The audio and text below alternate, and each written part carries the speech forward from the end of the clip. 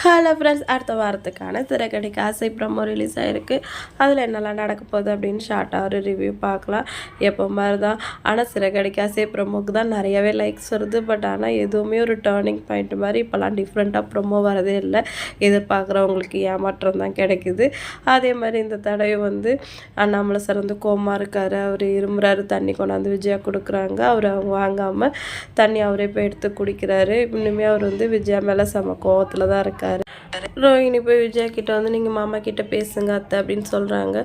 நான் ஏன் பேசணும், அவர் தான் என் மேலே கோபமாக இருக்காருல்ல, இவ தான் இந்த வீட்டுக்கு மகாராணி, வெளில போனால் கூட இவகிட்ட தான் சொல்லிட்டு போகிறாரு அப்படின்னு சொல்லிட்டு திருப்பியும் மீனா மேலே தான் அவங்க கோவத்தை காட்டுறாங்க. விஜயா இருக்கிறதால அண்ணாமலை சார் ரூமுக்கு போக மாட்டாருன்னு சொல்லிட்டு நான் வெளியில் படுத்துக்கிறேன், நீங்கள் போய் உள்ளே படுத்துக்கோங்க அப்படின்னு சொல்லவும் விஜயா வெளில வந்துட்டாங்க சொல்லிட்டு அண்ணாமலை சார் உள்ளே போகிறாரு. மீனாக இருந்துக்கிட்டு இவங்க மேலே ரொம்ப பெருதாப்பட்டு நீங்களும் உள்ளே படுத்துக்கோங்க அத்தை அப்படின்னு சொல்கிறாங்க. நான் வெளில வந்ததால தான் நான் உள்ளே போனார், அதெல்லாம் ஒன்றும் தேவையில்ல, நான் வெளியே படுத்துக்கிறேன் அப்படின்னு சொல்லிட்டு விஜயா சொல்கிறாங்க. நாளைக்கு என்ன நடக்க போகுது அப்படிங்கிறதுல ஃப்ரைடேவே போட்டாங்க. பாட்டி ஊருக்கு வராங்க. கண்டிப்பாக இது மீனாவோட வேலையாக தான் இருக்கும். இந்த மாதிரி அத்தைக்கும் மாமாவுக்கும் பிரச்சனை இருக்குது அப்படின்னு சொல்லி வர வச்சுருக்க இல்லைன்னா பாட்டியே போகும்போதே அவங்க மனசு சரியில்லாமல் தான் போனாங்க. முத்து ஏதோ கஷ்டத்தில் இருக்காரு அப்படி சொல்லிட்டு அதுக்காக கூட அவங்க திரும்பி பார்க்கணும் அப்படி சொல்லிட்டு வந்திருக்கலாம்.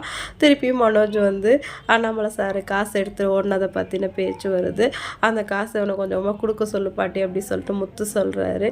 ஏன்னா நீ கொடுக்க வேண்டியது தானே அப்படி சொல்லிட்டு பாட்டி கேட்கவும், எப்படி பாட்டி ஒரே டைமில் என்னால் அவ்வளோ காசுலாம் கொடுக்க முடியாதுன்னு மனோஜ் சொல்கிறாரு. இப்போ தான் கடை வச்சுருக்கால, மாதம் 50,000 கொடுக்க சொல்லு பாட்டி அப்படின்னு சொல்லிட்டு முத்து சொல்கிறாரு.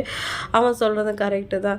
இனிமேல் மனோஜ்கிட்ட மாதம் 50,000 காசை நீ வாங்கி கொடுத்துட்டு அது உன்னோட பொறுப்பு தான் அப்படின்னு சொல்லிட்டு விஜயா பாட்டி இதில் கோர்த்து விட்டாங்க. எப்படியும் மனோஜ் கரெக்டாக அந்த காசை கொடுக்க போகிறதில்ல. இதுலேயும் மனோஜ் விஜயாவை சிக்க வச்சு தான் அவங்க வேடிக்கை காட்ட போகிறாருன்னு நினைக்கிறேன். நீங்கள் ஸ்ருதி கேரக்டர் இந்த வீட்டுக்குள்ளே வந்த புதுசில் அவ்வளோ ஒட்டாத மாதிரி இருந்தாலும் இப்போ நல்லாவே அவங்களோட கேரக்டர் நல்லாவே இம்ப்ரூவ் ஆகிருக்கு.